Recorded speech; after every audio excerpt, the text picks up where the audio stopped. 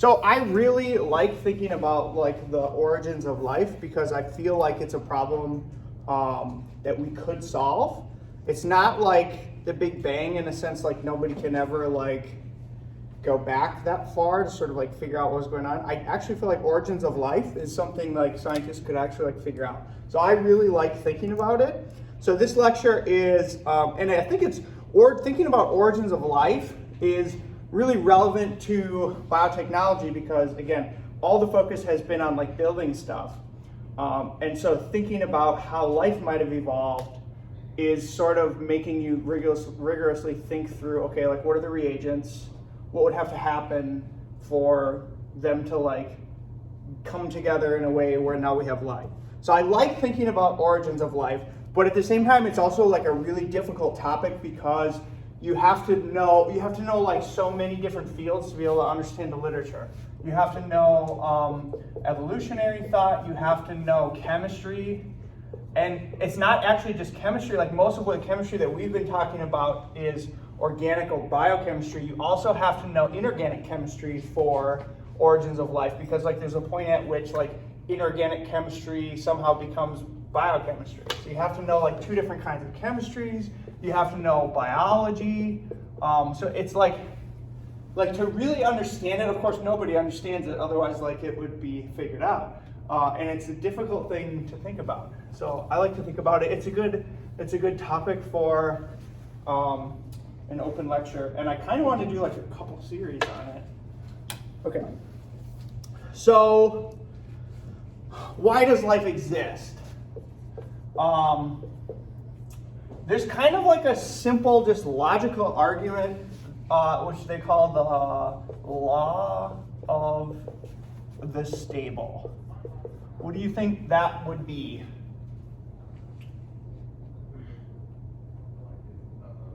Well, in my mind, that kind of says that the Earth has made things that reduce entropy, like we talked about in the first lecture. It's like it's a way to reduce entropy. Don't think along the lines of entropy. Kind of what I'm getting at is like there's kind of, I guess, like a dichotomy of, okay, so there's like unstable things, and then there's like stable things, and like which ones are you gonna find? Stable. You're only gonna like see stable things because what do unstable things do?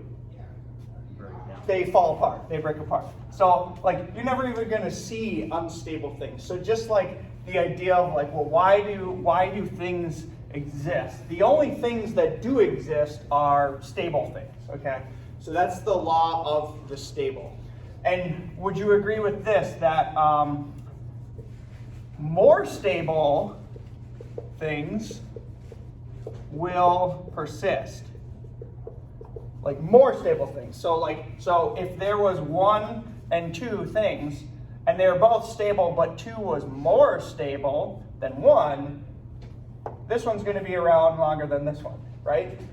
Right. So this kind of is like the first argument of kind of like survival of the fittest. It's the first argument of natural selection, or just like the universe itself is favoring things that are stable. Okay, that's like what we find. That's the law of the stable.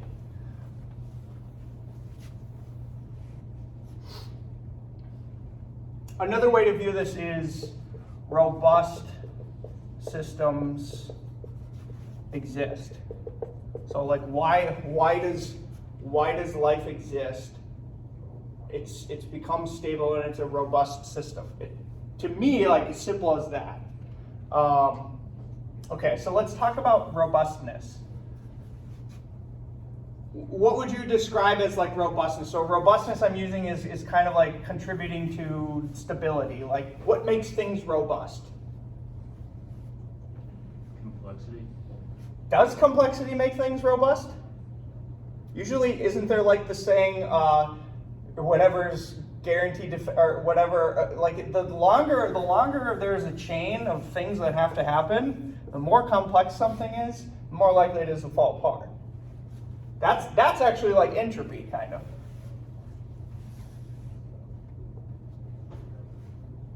So the opposite of that, simplicity. Yes, okay, so things that are simple. What else is going to contribute to robustness? Think about like what life does. Flexibility or change? Okay, so adaptation, yeah, for sure. Adaptation is for sure going to contribute to like robustness. Right. Even more primordially, that really like the thing I'm thinking is like replication. Replication, okay. Replication is going to increase the stability or the robustness of things that replicate. Why? Because if you have one, and one makes a copy of one, and one makes another copy of one, and then one falls apart, you still got two left, right? So do we agree that like replication contributes to stability, right? Yes? Okay. So it just then sort of the logical chain is, okay, things that are stable exist. Things that replicate are more stable. Therefore, like things that exist will replicate. And that's kind of like going to be their focus. Okay. So replication is a big deal.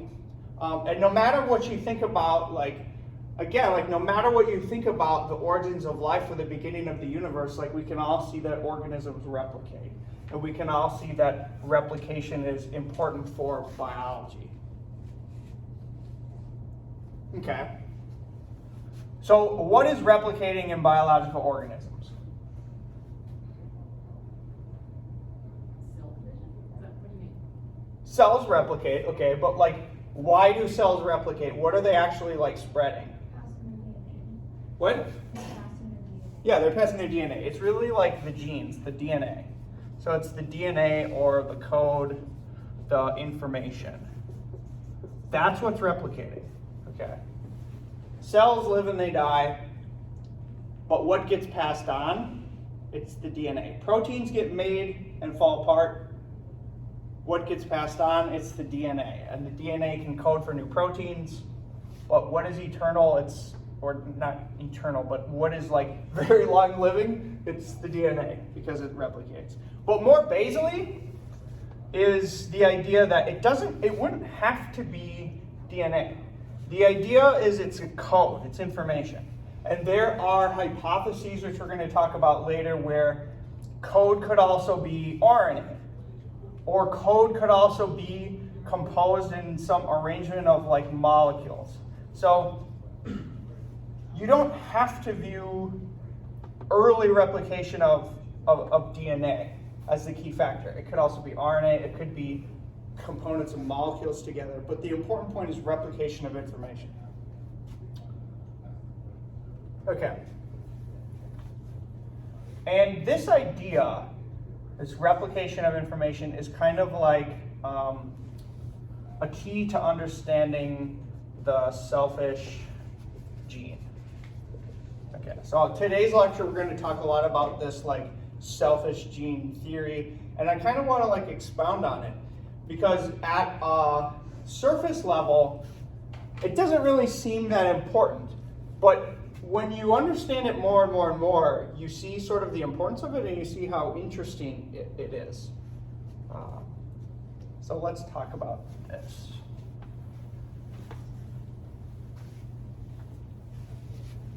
Okay, so let's talk about the selfish gene.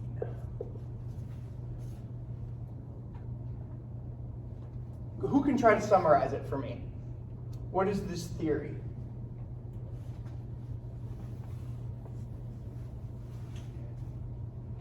The purpose of life is to pass on your genes. Let me write that. The purpose of life is to pass on genes. That's definitely a part of his argument. And this is, of course, an argument that's proposed in the Selfish Gene book. And before that, there were some other researchers who sort of like originally proposed this. This is definitely like a part of it. They would more phrase it as kind of like wet machines. Dawkins kind of talks about like wet machines, and like the purpose of these wet machines, which are like us, is literally just like passing the code. Passing the code. And again, like why? Why? Like, go back to the original argument, because things that are robust persist, and because things that replicate are more robust. So therefore they persist. So we are like these wet machines that pass the code. But there's more to it. There's more to it than that. Okay. So let's segue here to talk about a little bit of how this is different from Darwinian evolution. Okay. So who has read Origin of Species? Anyone? Okay. Do we at least know, like, what is the core argument proposed in Origin of Species by Darwin? Evolution by natural selection. Okay, let's start with that. Evolution by natural selection. Good.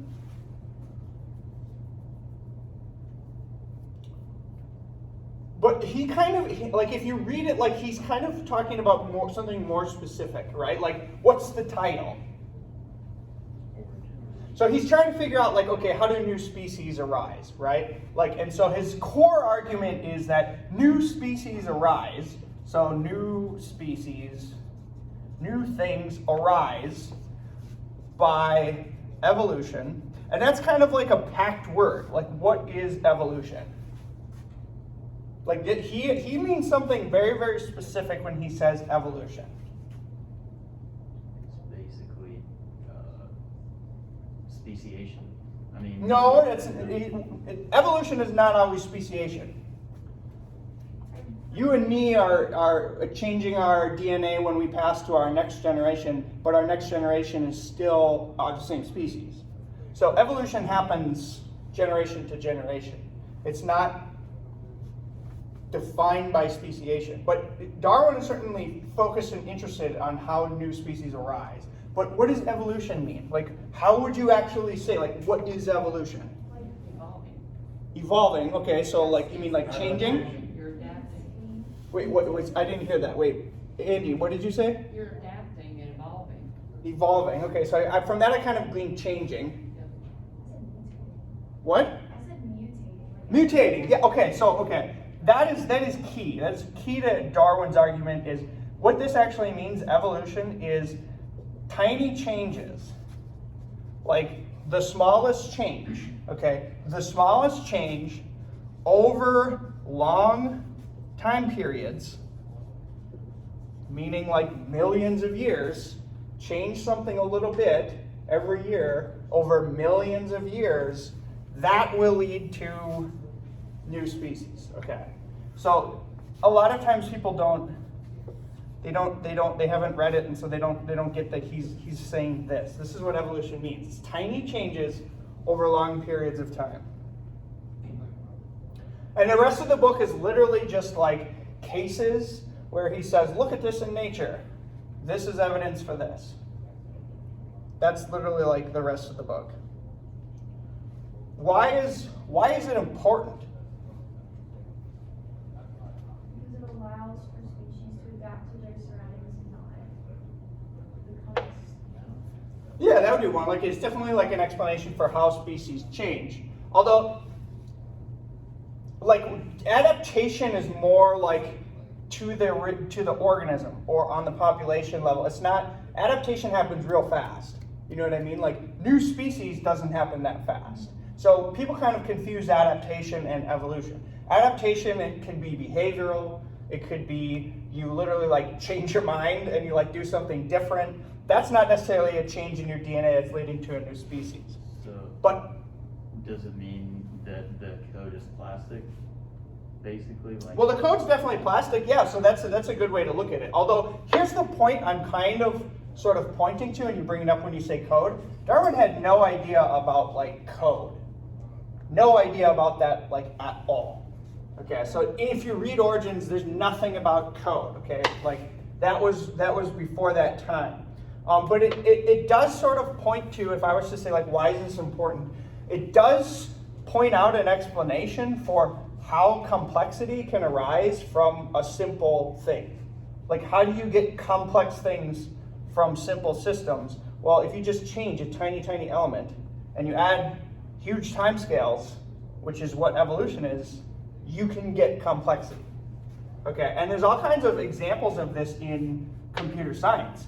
Like, we can run simulations where you take very, very simple structures and you throw in mutation, and then you run simulations over what would be millions of years, and you can generate all kinds of different complex things.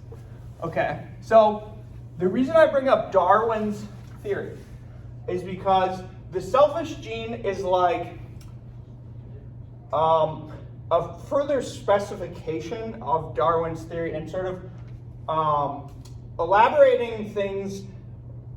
It's an explanation for where sort of Darwin's theory can break down. So you see this a lot in Darwin's theory. Survival of the fittest, right? Like, so there's competition, the most fit will survive and replicate. So it goes back to replication. But according to Darwin, what is surviving? What? What's reproducing according to Darwin? Change, yeah. What's changing? Your, whatever you are towards your environment, or whatever the species or the thing is. Again, so people are kind of confusing like environmental adaptation with evolution. Certainly they're kind of close, but they're not the same thing. What I'm asking is just like, what is it that's surviving? What's being selected according to Darwin? What survives or dies? Beneficial traits. That's selfish gene theory. See, that's what I'm trying. According to Darwin, put yourself in Darwin's eyes. He doesn't know genes exist. The population or the organism. Yes. Okay. So now, I'm pointing to you the details of like, okay, what did Darwin know and think, and how is it a little bit different now? So that back then they thought either populations or organisms. Okay. So survival of the fittest, what's surviving? It's organisms. Organisms are surviving. So thereby they think selection happens like on the organism level. Okay. So if you understand that, here's where selfish gene theory can kind of like distinguish itself. I'm debating if I go into examples or first define. Let's go into some examples now. Okay.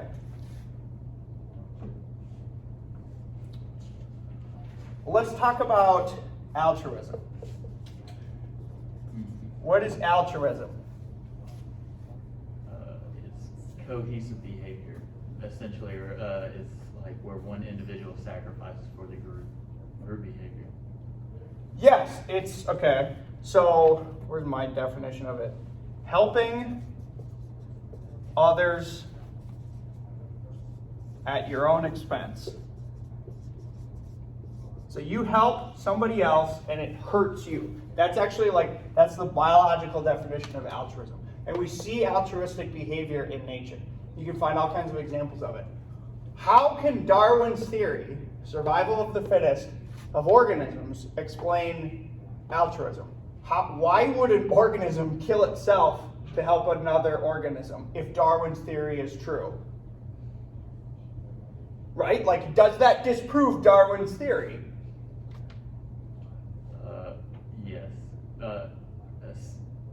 For the most part, yeah. Kind of, yeah. Like, that's kind of a problem. Like, if this is the theory of, like, okay, organisms, the guiding principle of evolution is that survival of the fittest, organisms are surviving. Why would you ever find biological behavior of an organism hurting itself to help another organism? You would never see that if this, at its base, was true.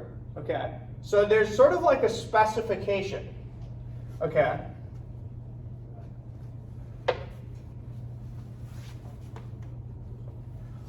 So the selfish gene theory is a specification of Darwinian evolutionary theory that can explain altruism. Okay, so let me do the, I'm going to define, we'll define it later. Okay, so I'm going to give you the next example. The next example is, imagine a scenario where You jump in a river to save someone, okay? So it's an altruistic act. Here's you, here's a river, okay? Somebody's drowning. You jump in the river. Here's what happens in every scenario. You jump in, you die, they live. Now this is an issue, okay? Darwinian survival of the fittest cannot explain why this would ever occur on the earth, okay?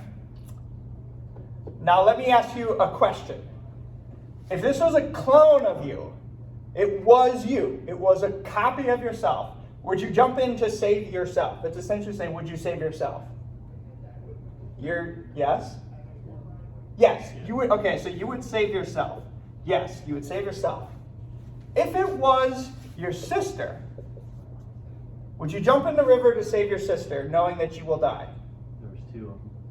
What? There's two of them. There's two. Only if there's two sisters? Yeah. Interesting. Okay, you're getting closer to where I'm going, but don't reveal the secret.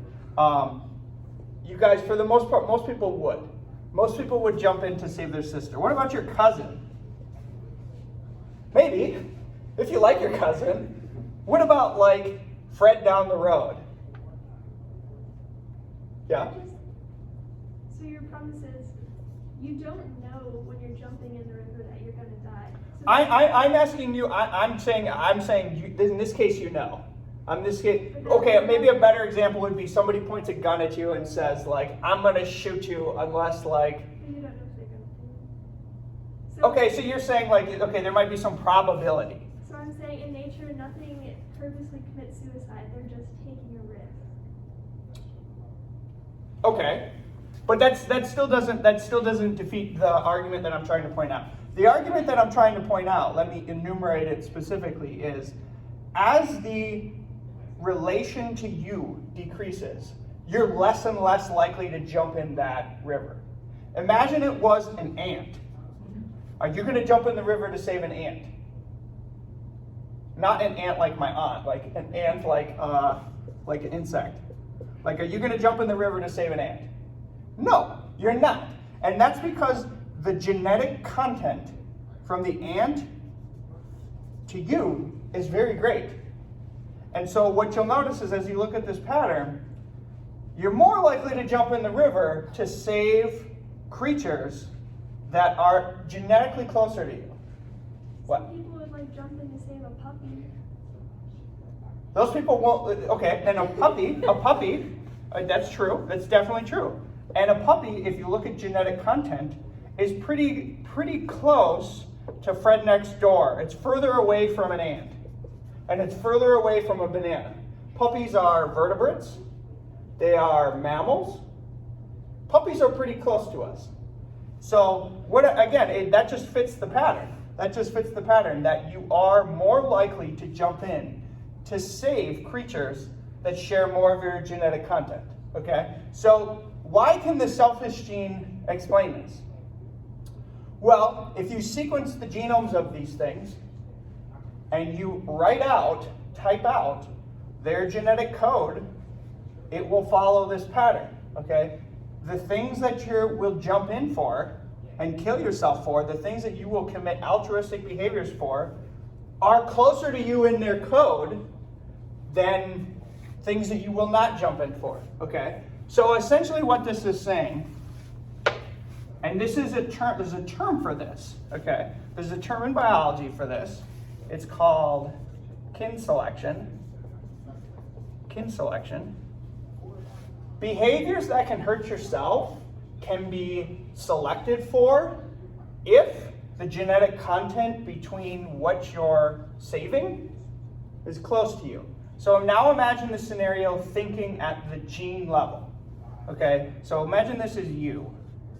You have gene X, and you have gene Y, and your sister has gene X, and she has, let's say she has gene A instead of Y. Your sister shares this with you and this with you. So the behavior can be selected for because this gene is essentially saving itself when you save your sister. And the closer and closer you are in code, the more copies of your genes are saving themselves through that altruistic behavior. That's why selfish gene theory is important, because it explains, it's a rationale for how altruism happens. Okay. So, let's talk a little bit about what selfishness means. It means something pretty specific to Dawkins. What do you think selfishness means?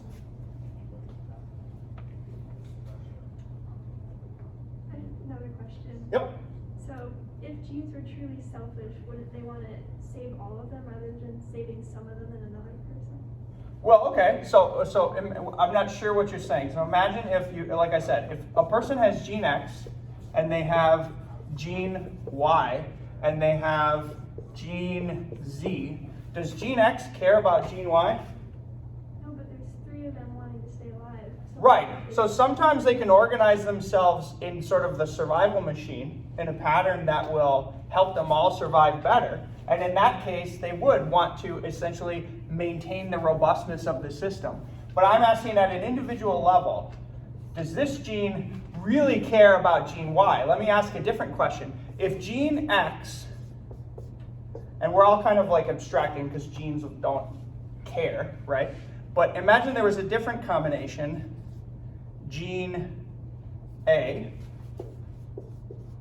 gene Z. So the only difference between this and this is this one. And let's imagine this combination was better.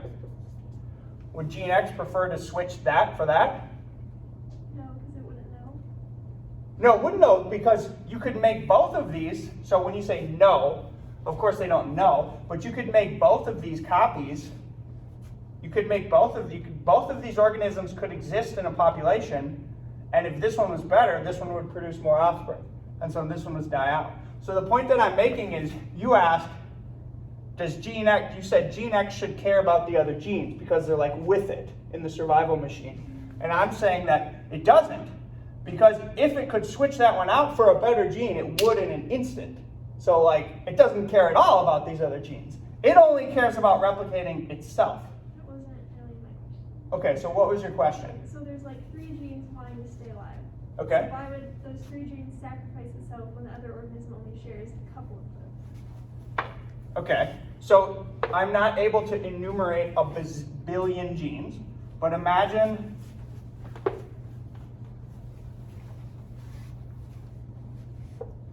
you have a genome.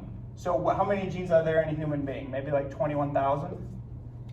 21,000 genes, okay?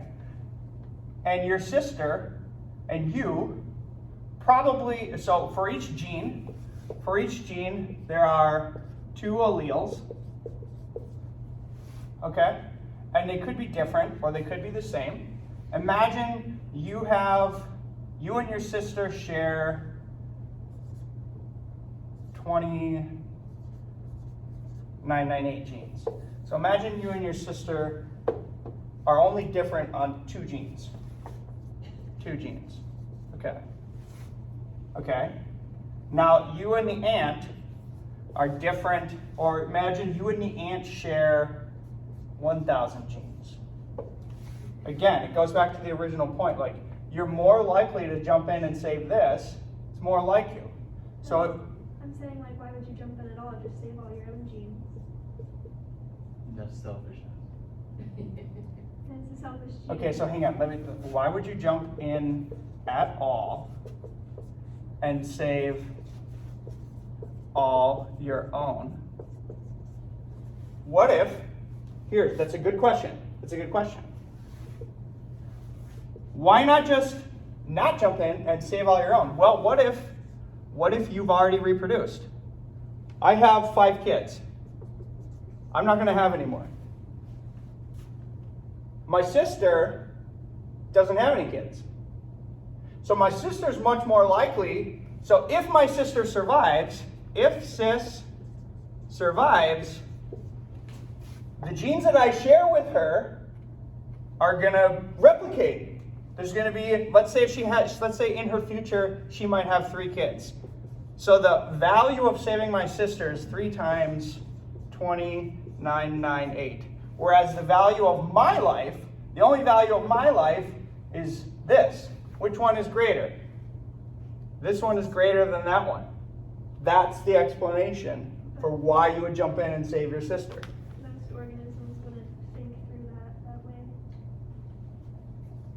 That is true, but what makes you think that every action that you make isn't subconsciously rationalized by the genes that construct you? So now you're getting into an argument now your argument is that you're getting into is how much do genes regulate behavior? How much do genes regulate behavior? That's a key question in biology. What if I told you there's a study where you take mice, you have 2 populations of mice. This is done by, I think, Hopi Hoekstra at Harvard. You take 2 populations of mice, you mutate one gene. These mice are monogamous, always. These mice are polygamous, always. One gene in mice. You mutate it, you can completely control how much sex they're having.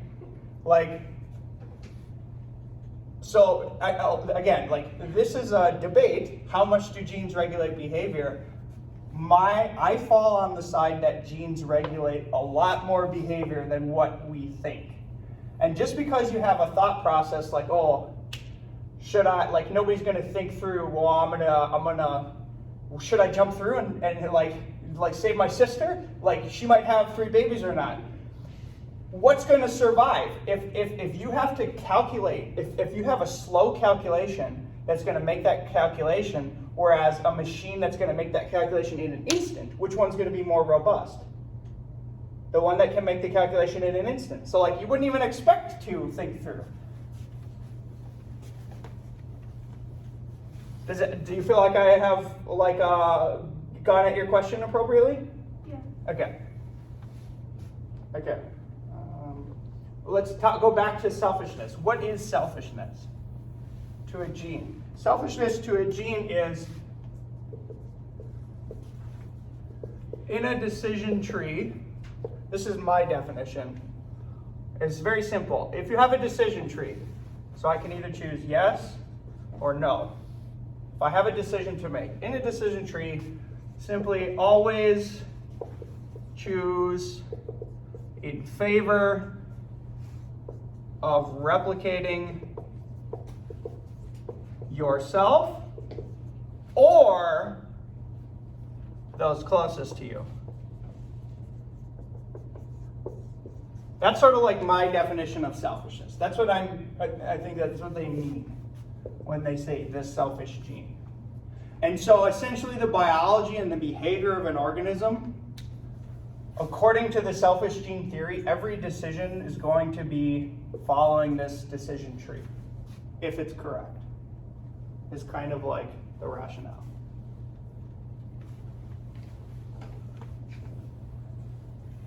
Okay.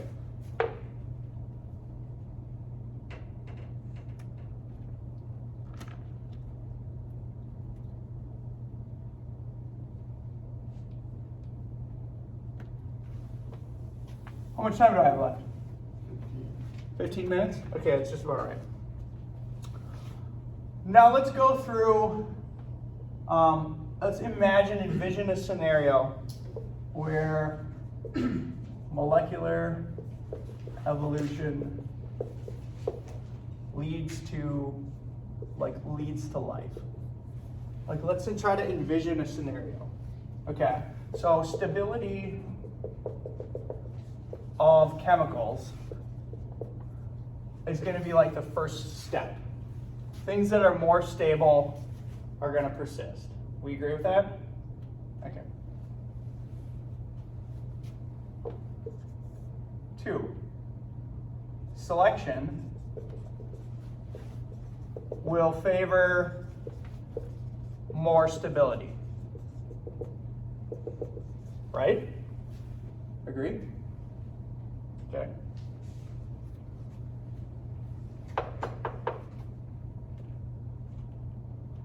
Now what's thought to happen next? Okay, so under this scenario, imagine now you have like, and I don't like, this is what the envision is. This is what the envisioning is. You've got these molecules, they're like reacting, things that are more stable, stick around. Now what needs to happen, I don't know how this happens. I don't know how this happens. There's a hypothesis for how this happens, but now what needs to happen next is some kind of like concentration factor. These things need to get concentrated, right? Like, because if stable thing is like halfway across the universe, it's not going to be able to like replicate if there's nothing around it, right? So like there needs to be some kind of like something that concentrates. Okay. Then it's thought that if you have a concentration, let's say now, so we have a concentration of, let's call these things round balls and sticks. And sometimes they're together, and sometimes they break apart, and sometimes they can form something that looks like that. And then sometimes this breaks apart, and now you have two replication. Oh, okay, so now what's appeared? Replication. And things that are going to be able to somehow do this, somehow replicate, would you agree that they are more likely to persist? Yes. Okay. So now somehow we have replication. We have these things.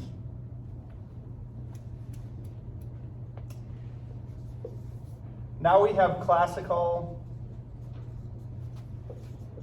Darwinian selection can act on these things. Now imagine competition arises. So imagine we have scenarios where these evolved, and over here, red ones evolved.